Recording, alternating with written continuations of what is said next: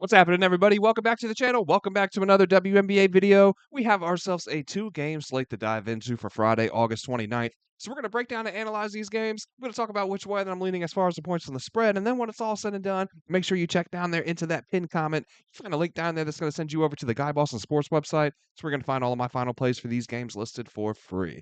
Now, before we dive into these games, let's go ahead and jump over there to the website. That way we can take a look back at last night's picks. Let's see what we put in and how that ended up going down.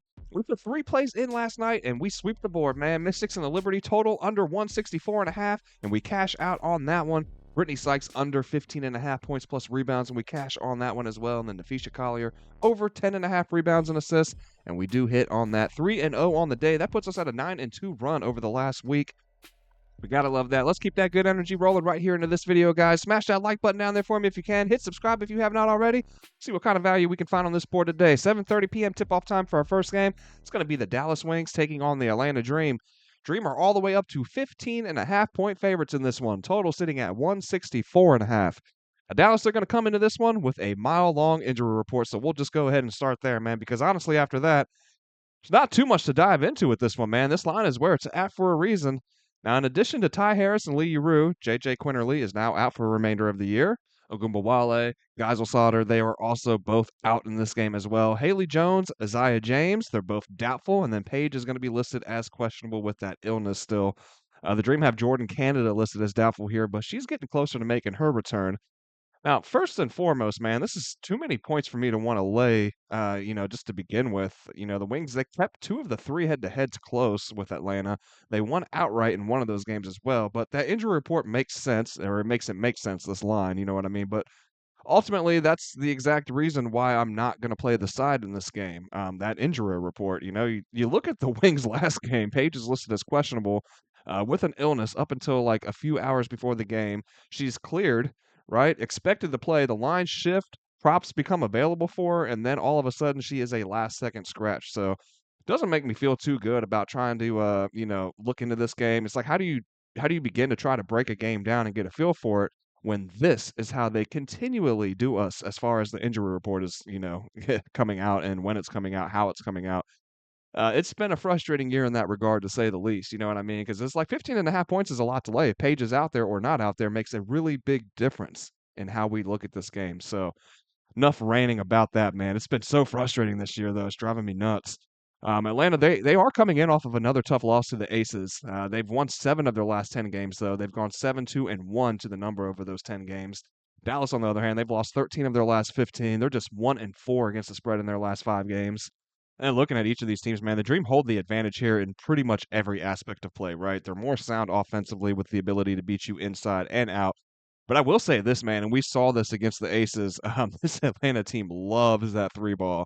And we've known this all year, right? But it was on full display against Vegas, man. They'll shoot it from deep for better or worse. And I said it earlier this year, and I'll say it again, man. They got to find that balance. Utilize 6'9" BG and Bree Jones down there in the post to open up things more on the perimeter. They have shooters for days, man, but every team will go cold from time to time. When they do, they need to feed the bigs inside. They also need to put their heads down and attack that rim, man. You have 2 of the best in the game in this regard, looking at Ryan Howard and Alicia Gray. But yeah, for whatever reason, man, I think they were 4 of 24 against Vegas. That's not going to get it done, for one, talking about shooting from deep. But also, why do you just keep jacking them up? That's my thing. You're not one-dimensional. You're not a one-dimensional team, so why play that way?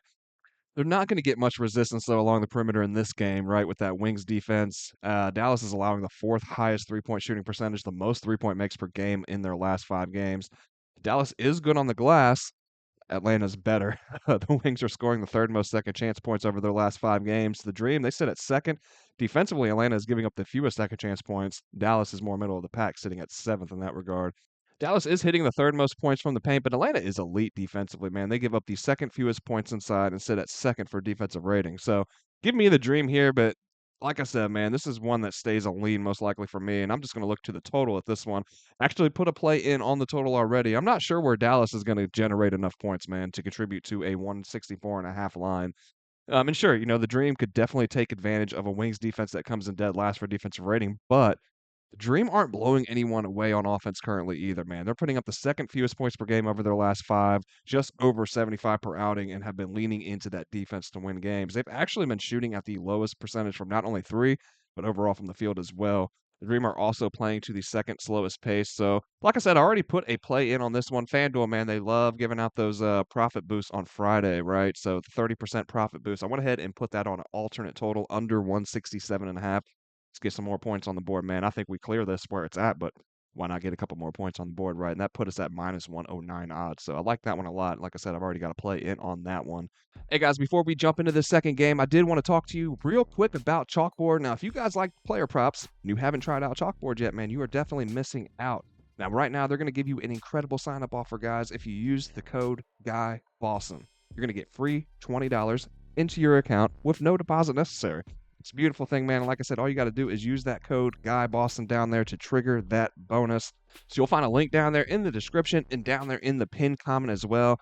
Get you over to the Chalkboard, download that, guys. Use that code GUYBOSSON, claim that $20, and get going today, man.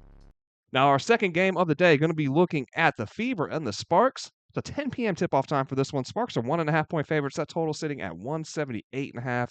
This is a game with some playoff seeding in mind, man. The Fever, they're sitting at 6 currently with Seattle right on their tail. The Sparks, they're a game and a half back of the Valkyries for that 8th seed. And with just 8 games left to play, man, it's just about now or never for LA. And they may have to do it without the services of Rakia Jackson. She is questionable with a leg injury. Indiana, they're down the usual here, man. No new injuries to note. Finally, Indiana, they do come into this one off of a nice 20-point win over the Storm, but they've gone just 2-4 over the last 6 games, 1-5 to the number in that time. LA has alternated wins with losses over their last 8 games now, and they come into this one off of a loss. So, Trent says win here for the Sparks. Easy enough, man. Let's move on.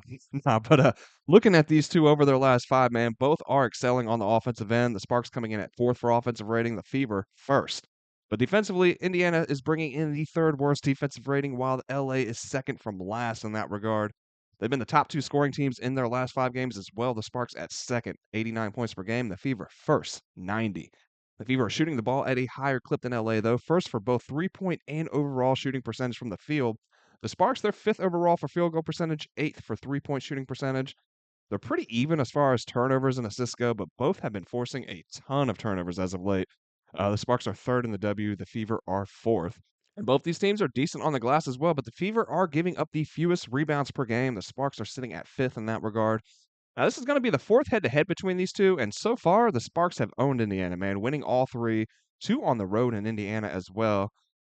But you look at that, the Sparks, for whatever reason, have played better on the road this year than at home. They've gone 7-11 straight up when playing in LA, just 5-13 to the number.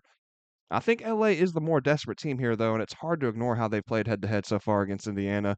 These two teams, they were pretty evenly matched across the board, but the Sparks were able to shoot the ball very efficiently in the first 3 matches, all 3 of them, shooting 50% or higher from the floor in 2 of those 3 and 49% in the one game that they didn't hit 50. They hit from 3 at a 42% rate as well over those 3 wins. So I'm going to lean with LA on this one, but this is another one, man. It's pretty tight. I'm not sure that I get there on the side. I like an over here looking at this game, man. But also, I'm not sure that I get there with that one either, man. I'm sorry, guys. I know I'm just like, I'm not sure what I like in this one. I'm not, though. You know what I mean? The game feels more like a pick 'em, and this total is really high. It really is. I hate playing these lines into the upper 170s, but it makes sense. You know, we talked about the offensive displays from each of these teams, the lack of defensive pressure also. The Fever are just 8th for pace, but we have seen them hit 5 straight overs coming into this one. Sparks have hit 2 unders in a row, but they had hit the over in 14 of their previous 16 games prior to that. They are 1st for pace coming into this one. I'm going to lean over for this one here, but with the importance of this one as far as playoffs are concerned, we could definitely see a little more pressure defensively, so that's something to note. But we also got to see it from LA, you know, before I start like playing any unders with them involved.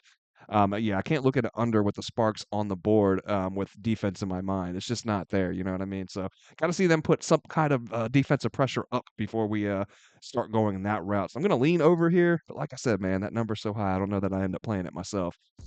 Just the 2 games on the board today. That is going to wrap it up. I hope you guys enjoyed the video today. Hope you found the content helpful and useful. If you did, don't forget to smash that like button down there on your way out. Hit subscribe if you have not already. And that is going to do it, guys. Hope you guys all cash out and have a great night. And I'll see you back tomorrow for the next one.